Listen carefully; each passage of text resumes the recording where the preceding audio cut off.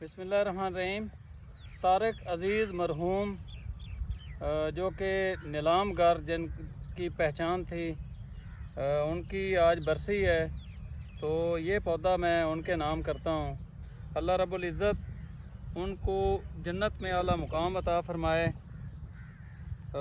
یہ وہ بندہ تھا جو مرنے سے پہلے وصیت کر گیا تھا کہ میرے جتنے اثاثہ جات ہیں وہ سارے گورنمنٹ پاکستان کو دے دیے جائیں۔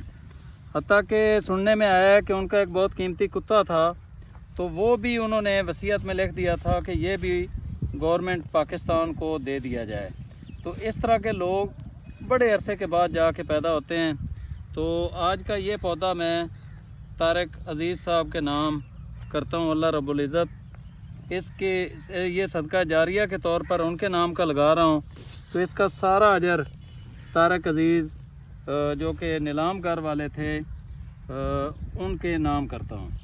آپ لوگ بھی اپنے مرحومین کے نام کے پودے لگائیں، اور یہ بہترین صدقہ جاریہ ہے، اور اس ٹائم ہمارے ملک کی ضرورت بھی ہے، کیونکہ پاکستان میں 1.8% جنگلات ہیں، جبکہ صحت مند معاشرے کے لیے 25 سے لے کر 40% رقبے کے لحاظ سے جنگلات کا ہونا ضروری ہے۔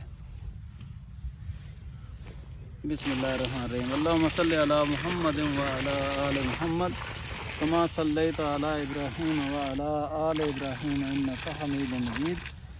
اللہم بارک علی محمد وعلی آل محمد کما بارکت علی ابراہیم وعلی آل ابراہیم انک حمید مجید۔